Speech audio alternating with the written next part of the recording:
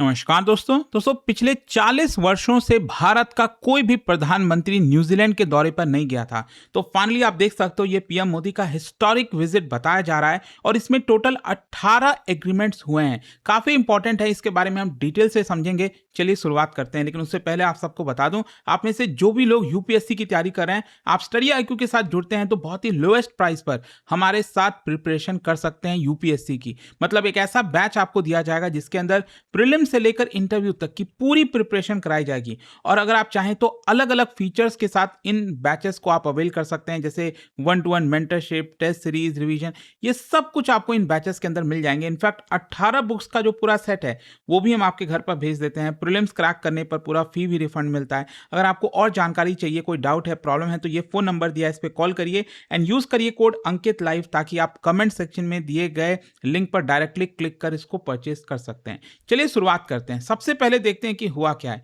जैसा मैं आपको बता रहा था कि पीएम मोदी जी का ये जो दौरा है, और आप सब जानते हैं कि अभी इंडोनेशिया गए थे, फिर ऑस्ट्रेलिया, तो 3 देशों का ये पूरा दौरा था और आखिरी आपका न्यूजीलैंड है। आज आखिरी दिन है, आज वापस रिटर्न आएंगे पीएम मोदी। तो ये वाटरशेड मूवमेंट बताया जा रहा है क्योंकि it is the first visit by an Indian prime minister to New Zealand in nearly 40 years. इसके पहले अगर आप देखोगे तो राजीव गांधी जी गए थे 1986 में, और ये भारत और न्यूजीलैंड का जो रिलेशनशिप है उसको फर्दर आगे ले जाता है। यहाँ पर जो रिलेशनशिप है उसको स्ट्रैटेजिक पार्टनरशिप अब बताया जा रहा है, जिसमें टोटल 18 एग्रीमेंट्स हुए हैं और रोड मैप भी तैयार किया गया है 2030 के लिए। मैं आपको बताऊंगा इसके बारे में, लेकिन देखो इसको थोड़ा सा बैकग्राउंड से समझिए। भारत और न्यूजीलैंड का रिलेशंस कैसा रहा है अगर आप देखोगे तो यहाँ पर जो डिप्लोमेटिक रिलेशनशिप है, मतलब जो एम्बेसीज वगैरह सेटअप किए जाते हैं, 1952 में ये किया गया था। और दोनों ही देश यूएन के मेंबर हैं, Commonwealth, East Asia Summit, ASEAN regional forum, World Trade Organization, इन सब के मेंबर्स हैं। प्रॉब्लम क्या रही है ना भारत और न्यूजीलैंड के बीच में, कि यहाँ पर रिलेशनशिप तो कॉर्डियल है, ठीक है, फाइन है, लेकिन डिस्टेंस थोड़ा सा ज़्यादा होने की वजह से यहाँ पर ट्रेड उतना ज़्यादा नहीं हो पाता। यहाँ पर जो स्ट्रैटेजिक प्रायोरिटीज़ रही हैं कोल्ड वॉर के बाद, वो थोड़ा सा डिफरेंट रहा। डिफेंस कॉपरेशन भी लिमिटेड रही हैं। तो लास्ट इंडियन प्राइम मिनिस्टर जो गए थे राजीव गांधी जी 1986 में, उसके बाद क्या होता है कि ऑब्वियस सी चीज़ है कि अगर आपको अपने रिलेशनशिप को बढ़ाना है, आगे ले जाना है, तो यहाँ पर आपको हाई लेवल की मीटिंग्स करनी होती हैं। तो अभी तक क्या हो रहा था कि मिनिस्टीरियल लेवल तक ही चीज़ें अभी तक चल पा रही थी। लेकिन इस विजिट को हिस्टोरिक इसलिए बताया जा रहा है क्योंकि ये इंडिकेट करता है कि पॉलिटिकल ट्रस्ट दोनों देशों के बीच में काफी ज्यादा है, स्ट्रैटेजिक इंपॉर्टेंस है, और दोनों देश चाहते हैं कि यहां पर अपना जो डिप्लोमेटिक कैपिटल है उसको इन्वेस्ट किया जाए। अच्छा, ये जो विजिट है वो सिग्नल करता है कि New Zealand has become a much more important partner for India in Indo Pacific strategy. Bharat की जो इंडो पैसिफिक स्ट्रैटेजी है उसमें न्यूजीलैंड भी एक बहुत इंपॉर्टेंट रोल निभा सकता है, और मैं आपको बताऊंगा इसके बारे में आगे कि ऐसा क्यों है। अच्छा, यहाँ पर जो रिलेशनशिप है इसको स्ट्रैटेजिक पार्टनरशिप में अपग्रेड किया गया। इसका मतलब क्या होता है? देखो, अभी तक भारत और न्यूजीलैंड के बीच में जो भी रिलेशन था वो ट्रेड को लेकर, एजुकेशन, टूरिज्म, इंडियन डायस्पोरा, यहीं तक सीमित था।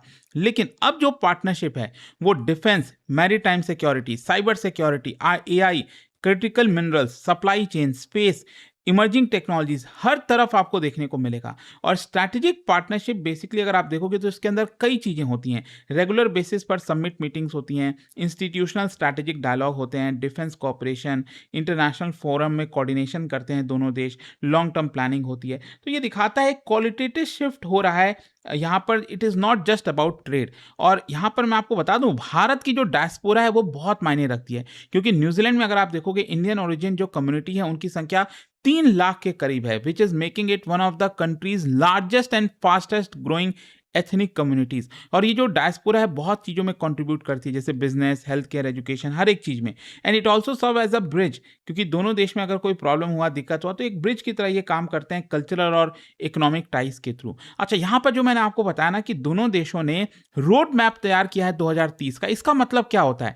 बेसिकली रोड मैप एक स्ट्रैटेजिक डॉक्यूमेंट होता है जिसके अंदर जो सेट गोल्स हैं उसको अचीव किए जाएंगे, तय किया जाता है कि हम ये करने वाले हैं। फॉर एग्जाम्पल आप देख सकते हो, जो अब अभी करंट ट्रेड है दोनों देशों के बीच में 17-18 हजार करोड़ रुपए का, इसको बढ़ाकर 35,000 करोड़ रुपए ले जाया जाएगा 2030 तक। और दोनों के बीच में तो जो ट्रेड डील है वो तो हुआ ही है, आप सब जानते होंगे। फिर इसके अलावा इंस्टीट्यूशनल मैकेनिज्म होंगे, रेगुलर बेसिस पर मिनिस्ट्रियल डायलॉग होंगे, इम्प्लीमेंटेशन को लेकर मिनिस्ट्रीज के बीच में कोऑर्डिनेशन होगा, cooperation will go beyond traditional diplomacy. तो ये 2030 तक का एजेंडा सेट किया गया है। लेकिन यहां पर जो 18 एग्रीमेंट्स हैं वो क्या है, वो मैं आपको एक एक करके बता देता हूं। सबसे पहला स्ट्रैटेजिक पार्टनरशिप फ्रेमवर्क, ये तो देखो क्या है ना, एक अम्ब्रेला एग्रीमेंट है। मतलब अगेन वही जो रोड मैप है ना 2030 का, उसको ये एनवेसास करता है। यहां पर annual reviews, high level dialogue, इसको लेकर एक प्रॉपर एग्रीमेंट हुआ है। दूसरा यहां पर मैरी टाइम कॉपरेशन, जो कि बहुत इंपॉर्टेंट है क्योंकि यहां पर दोनों ही देश मैरी टाइम डोमेन अवेयरनेस में अपने आप को मजबूत करना चाहते हैं, इंफॉर्मेशन शेयरिंग करना चाहते हैं, सर्च एंड रेस्क्यू, बहुत सारी चीजें हैं। इंपॉर्टेंट इसलिए क्योंकि चाइना अपना जो नेवल प्रेजेंस है वो लगातार बढ़ाता जा रहा है इंडो पैसिफिक में, तो उसको काउंटर करने के लिए हम चाहते हैं कि अलग अलग देशों के साथ हमारी पार्टनरशिप हो। फिर इसके अलावा हाइड्रोग्राफी एंड नॉटिकल कैटोग्राफी। हाइड्रोग्राफी का मतलब होता है कि जो ओशन होते हैं ना, उनकी जो फ्लोरिंग वगैरह, तो उसको हम साइंटिफिक मैपिंग करते हैं कि कहां पर क्या है। तो इस एग्रीमेंट के तहत दोनों देश नॉटिकल चार्ट्स का प्रोडक्शन करेंगे, हाइड्रोग्राफिक सर्वे करेंगे, हाइड्रोग्राफिक डेटा को एक्सचेंज करेंगे। और ये इंपॉर्टेंट क्यों है, क्योंकि हाइड्रोग्राफिक इंफॉर्मेशन से हमें जो नेवल ऑपरेशन है वो आसानी से कर पाते हैं, कमर्शियल शिपिंग हो पाएगी, सबमरीन नेविगेशन हो पाएगा, डिजास्टर रिस्पॉन्स, इस तरह की चीजें हम कर पाएंगे जब हमारे पास प्रॉपर डेटा होगा ओशन फ्लोर्स का। अच्छा, यहां पर चौथा जो एग्रीमेंट है वो है म्यूचुअल लॉजिस्टिक सपोर्ट। देखो, it is one of the most significant defence agreement बताया जा रहा है, क्योंकि इसके तहत क्या होगा कि भारत की जो नेवी है और न्यूजीलैंड की जो डिफेंस फोर्स है वो आपस में एक दूसरे के पोर्ट का इस्तेमाल कर पाएंगे, रिफ्यूलिंग कर पाएंगे, बेसिस का इस्तेमाल कर पाएंगे, मेंटेनेंस, सप्लाईज, रिपेयर फैसिलिटीज, बहुत कुछ हो सकेगा।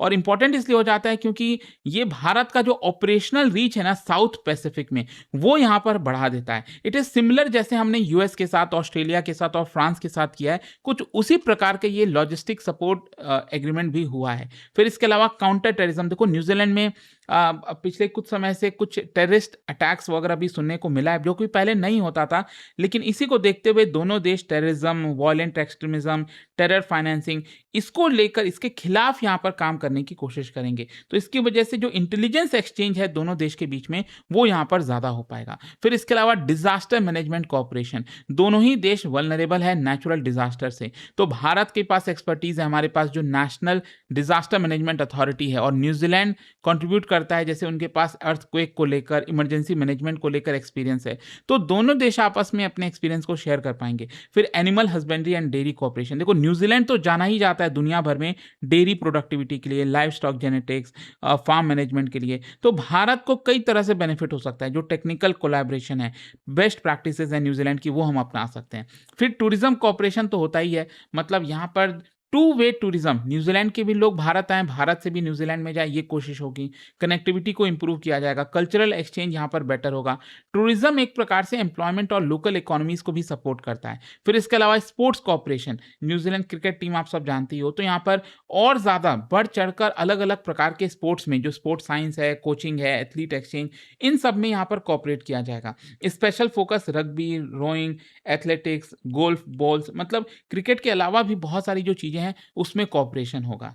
फिर इसके अलावा मैरीटाइम हेरिटेज कॉर्पोरेशन, बेसिकली क्या है, भारत की जो नेशनल मैरीटाइम हेरिटेज कॉम्प्लेक्स है, ये गुजरात के लोथल में है, वो कोलैबोरेट करेगी न्यूजीलैंड के मैरीटाइम म्यूजियम के साथ, ताकि म्यूजियम डिजाइन, कंजर्वेशन, एग्जीबिशन, इन सब को लेकर दोनों देश को फायदा हो। कल्चरल कॉपरेशन तो अगेन इंपॉर्टेंट होता ही है, people to people contact, arts, heritage prevention, तो इन सबको भी लेकर हुआ है। और बाकी के जो 6 हैं, 12 से 18 जो एग्रीमेंट्स हैं, वो आप देख सकते हो यहाँ पर education, research, innovation, business partnership, trade facilitation, agriculture, people to people exchange, institutional cooperation under roadmap framework, इन सबको लेकर तो कुल मिलाकर 18 जो एग्रीमेंट्स हैं वो साइन हुए हैं। और डिफेंस डायमेंशन से अगर आप कहें तो ये सबसे इंपॉर्टेंट पार्ट है, क्योंकि देखो न्यूजीलैंड है तो छोटा सा देश, अगर आप देखोगे पूरे पैसिफिक ओशन में तो न्यूजीलैंड बहुत छोटा सा देश है, लेकिन उनके पास अच्छा खासा एक्सपीरियंस है, जैसे कि उनका मैरीटाइम सर्वेलेंस काफी एडवांस्ड है, वो एक्सपर्टाइज है एचएडीआर में, पैसिफिक ऑपरेशनल एक्सपीरियंस है, इंटरऑपरेबिलिटी वेस्टर्न डिफेंस पार्टनरशिप के साथ है। तो यहाँ पर भारत अगर डिफेंस कॉपरेशन करता है तो अपना नेवल प्रेजेंस, स्पेशली जो साउथ पैसिफिक ओशन आप देख रहे हो, यहाँ पर हम अपना नेवल प्रेजेंस बढ़ा सकते हैं। मेरी टाइम अवेयरनेस हमारी इंप्रूव होगी। यहाँ पर जो इंडो पैसिफिक पार्टनरशिप है वो बढ़िया हो सकती है। इसका जियोपॉलिटिकल सिग्निफिकेंस समझिए। ये बेसिकली आप कह सकते हो चाइनीज इन्फ्लुएंस को काउंटर करने के लिए, क्योंकि चाइना लगातार अपना जो इन्फ्लुएंस है पैसिफिक में बढ़ा रहा है। बेल्ट एंड रोड इनिशिएटिव के तहत infrastructure investment, port projects, security agreement, बहुत कुछ चाइना कर रहा है। तो भारत अपना जो एंगेजमेंट है न्यूजीलैंड के साथ बढ़ाकर अपनी जो स्ट्रैटेजी है उसको फर्दर एक्सपैंड कर सकता है कि जो हमारे लाइक माइंडेड डेमोक्रेसीज हैं उनके साथ हम पार्टनरशिप करें। और जो इंडो पैसिफिक है उसको भी और मजबूती होगा, क्योंकि भारत ऑलरेडी पार्टनरशिप किया हुआ है ऑस्ट्रेलिया, जापान, फ्रांस, सिंगापुर, इन सब देशों के साथ। तो यहाँ पर न्यूजीलैंड के आने की वजह से हमारा जो नेटवर्क है ओशियानिया में, ये पूरे रीजन के अंदर, वो और ज़्यादा यहाँ पर बढ़ जाएगा। लेकिन हाँ, इतना आसान नहीं होने वाली चीज़ें, क्योंकि बहुत सारे चैलेंजेस भी हैं। एक तो जोग्राफिकल डिस्टेंस, मैंने आपको बताया कि न्यूजीलैंड थोड़ा सा दूर है भारत से, तो इससे थोड़ी सी दिक्कत आती है। बायलैटरल ट्रेड वॉल्यूम अभी उतना ज़्यादा है नहीं। एग्रीकल्चर सेक्टर ये थोड़ा सा सेंसिटिव है, हम उसको ओपन नहीं कर सकते। इंप्लीमेंट करना अगेन मल्टीपल एग्रीमेंट्स को, ये इफेक्ट में लाना अपने आप में बड़ा चैलेंज होगा। देखते हैं किस तरह से, किस दिशा में दोनों देश की पार्टनरशिप जाती है आगे। बट आई होप कि ये जो पूरा दौरा था पीएम मोदी का, वो आपको डिटेल में अच्छे से समझ में आ गया होगा। और जाने से पहले एक बहुत ही इंटरेस्टिंग क्वेश्चन, क्या बता सकते हो, क्योंकि हम न्यूजीलैंड की बात करें, आपके एग्जाम में भी अब पूछा जा सकता है कि which is the longest river of New Zealand. ये 4 ऑप्शन है, उसका जो राइट आंसर आप सब जानते हैं, मेरे इंस्टाग्राम पर तो मिलेगा ही। वहां पर अगर आप नहीं हो कोई बात नहीं, टेलीग्राम से ले सकते हैं इसका सही उत्तर। और दोस्तों, जैसा मैंने आपको बताया, अगर आप यूपीएससी की तैयारी कर रहे हैं, अभी बहुत कम प्राइस पर स्टडी आईक्यू के किसी भी यूपीएससी कोर्स आप अवेल कर सकते हो। इसके अंदर mentorship, test series, revision, assessment, बहुत कुछ मिलता है आपको। और भी अगर आपको जानकारी चाहिए, डाउट है, ये फोन नंबर दिया है, इस पे कॉल करिए, यूज करिए कोड अंकित लाइव मैक्सिमम डिस्काउंट के लिए। स्टडी IQ IAS, आपका सिलेक्शन हमारा मिशन।